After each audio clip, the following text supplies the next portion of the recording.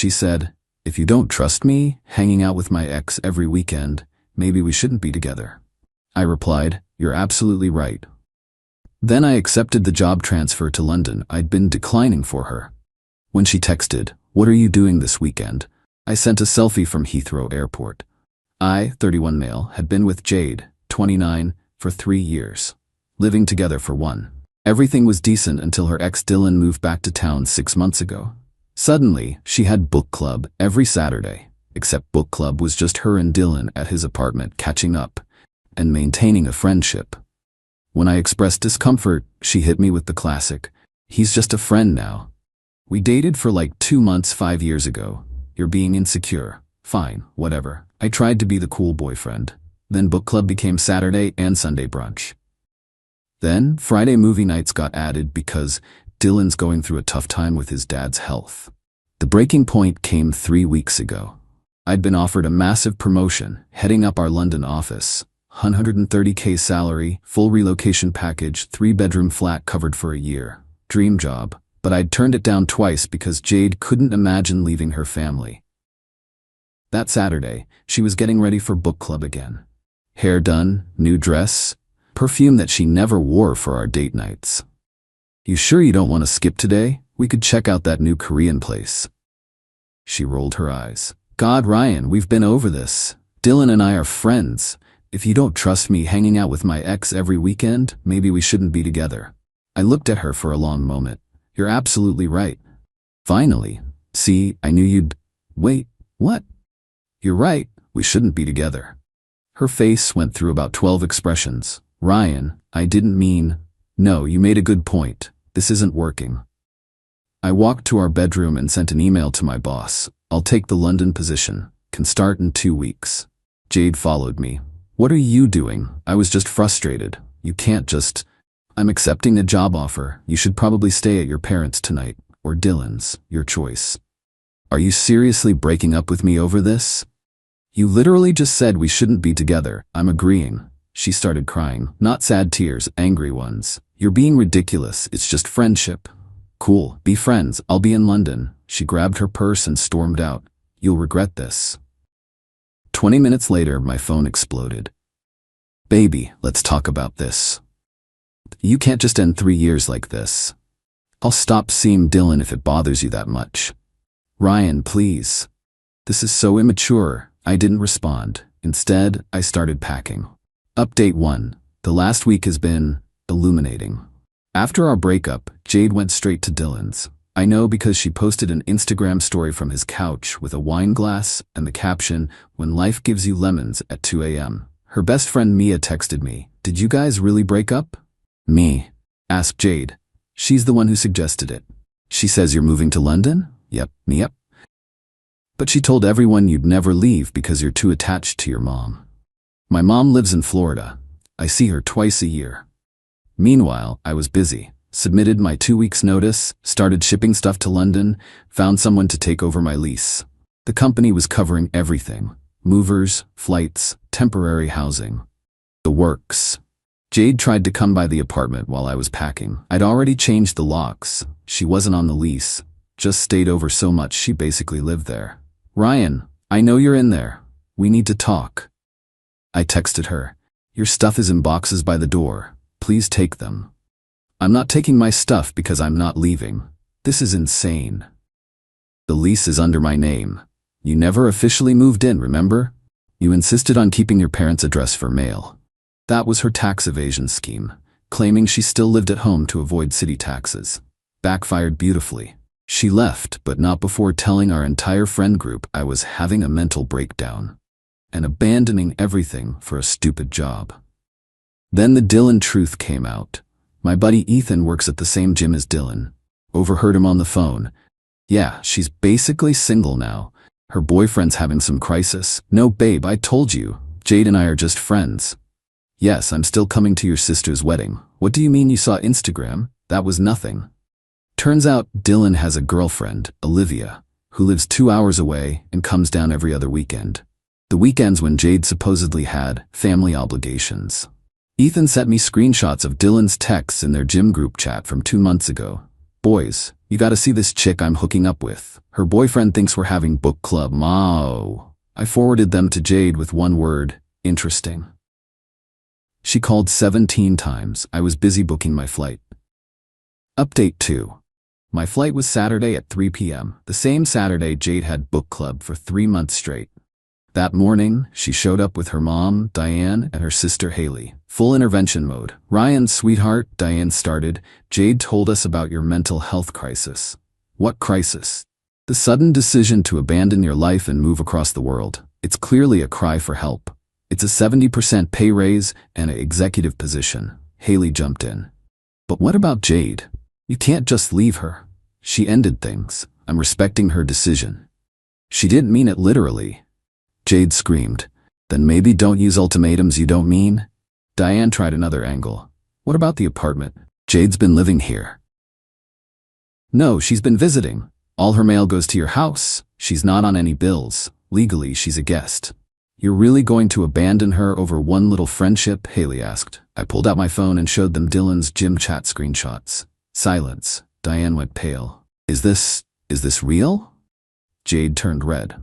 Those are out of context. What context makes her boyfriend thinks we're having book club? Oh, better. They left after Jade called me emotionally abusive for spying on Dylan. I wasn't spying. Ethan volunteered the info because he thought I should know. At noon, I posted a photo on Instagram. New adventure begins. London, here I come. The comments were immediate. Wait, what? Bro, when did this happen? Is this why Jade's been crying on her stories all week? At 2:30 p.m., while boarding, Jade texted, "What are you doing this weekend? Can we talk?" I sent back a selfie from the gate at the airport with the London flight board clearly visible behind me. Her response, "This isn't funny, Ryan." Me not trying to be funny. Board closes in 10 minutes. You're seriously leaving? You seriously thought I'd stay after you chose your ex over our relationship? I didn't choose him. Every weekend for 3 months says otherwise. I'm coming to the airport. I'm already through security. Bye, Jade. Then I turned off my phone and enjoyed my flight. Update 3. Life in London is incredible.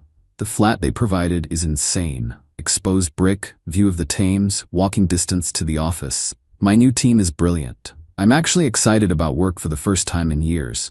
But the drama didn't stop. Jade went nuclear on social media. Posted this long thing about how I abandoned her without warning and refused to work on our relationship and chose money over love. The comments were brutal though. Didn't you basically dump him for Dylan? Girl, you posted stories from Dylan's place every weekend?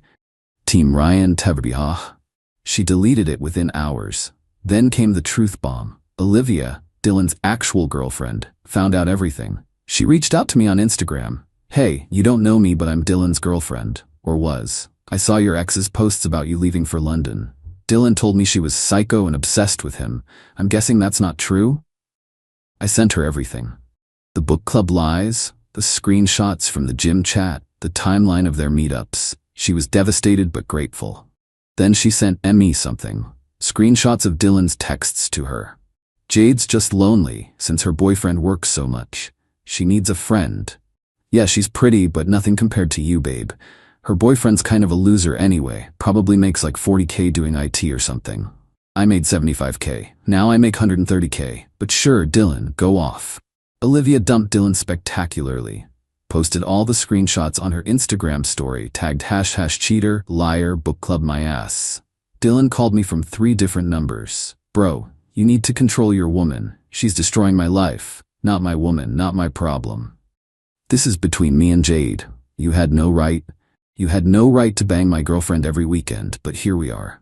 We weren't. Dylan, I literally don't care anymore. I'm in London. Deal with your own mess. He tried to spin it as Jade seducing him. Jade tried to spin it as Dylan manipulating her. They deserved each other.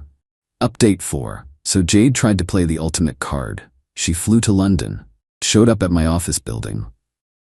Security wouldn't let her in, God bless corporate security, so she waited outside for 4 hours until I came out for lunch. Ryan, we need to talk.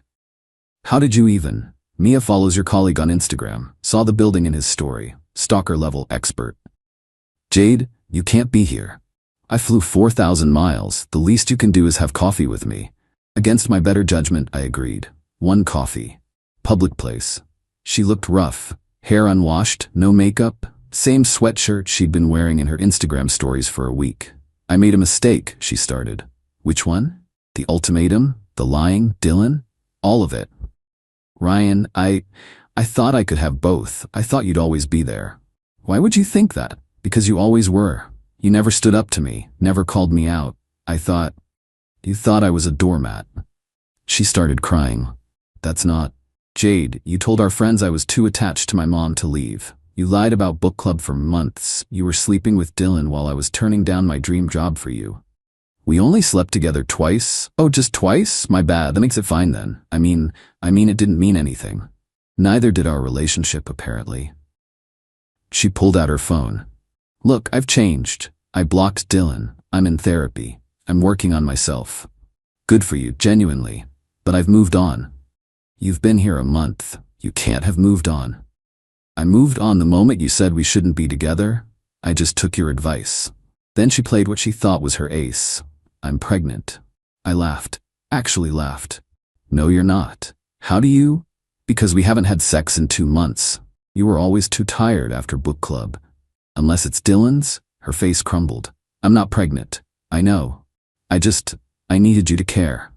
I did care for 3 years. You just didn't notice until I stopped. She flew back that night, but not before sending one last manipulative text. I'll wait for you, however long it takes. I blocked her. Update 5. Remember how I said Jade would wait? Yeah, that lasted about 2 weeks. She started dating someone new, Kieran, her CrossFit coach. Posted constantly about how the right person comes when you're working on yourself, and sometimes your soulmate is at the gym all along. Mia sent me the tea. She's basically living at his place already, been like 3 weeks. Pattern's gonna pattern. But here's where it gets wild. Dylan reached out, on LinkedIn of all places. Hey man, heard you're killing it in London, actually just got an offer there myself, would love to buy you a beer and clear the air.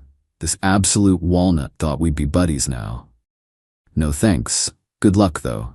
Come on bro, water under the bridge? Jade meant nothing to me. That's exactly the problem, Dylan. He took the job anyway.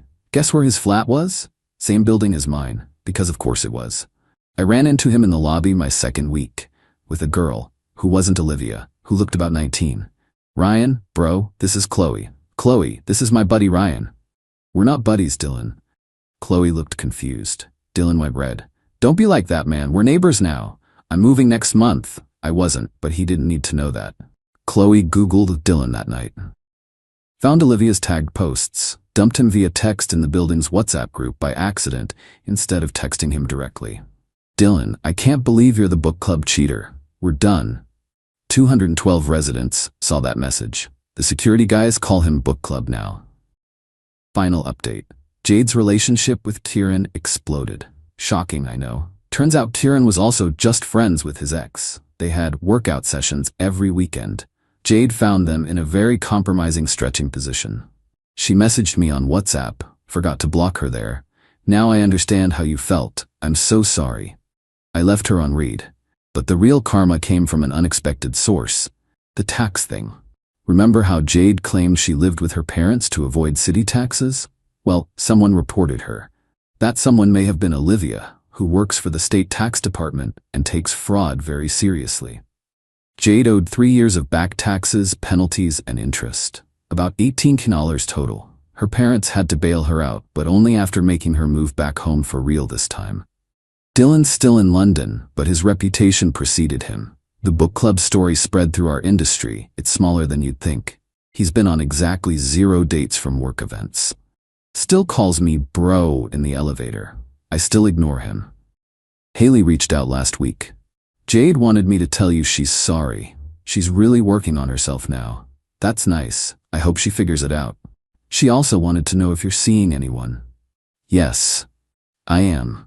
Her name's Awif. She's Irish, works in publishing, thinks the whole book club story is hilarious, and has exactly 0 exes she hangs out with every weekend. Last week was my 6-month review. Got another raise and a permanent position. The company wants me here long term. I said yes immediately. Jade's last Instagram post was about growing through what you go through.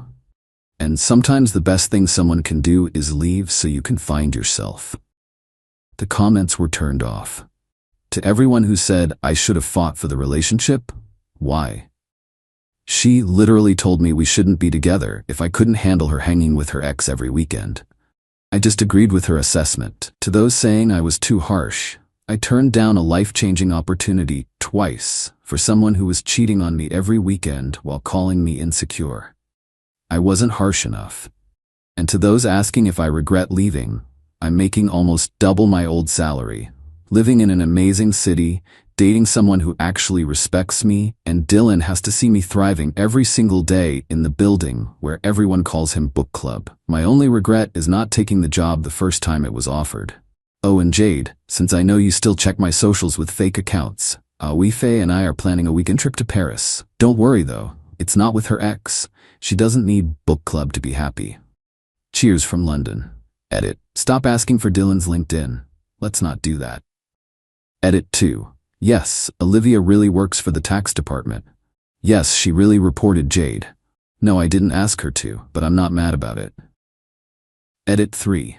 To everyone saying this is fake because of the coincidence of Dylan being in the same building, it's corporate housing. The company has a deal with the building.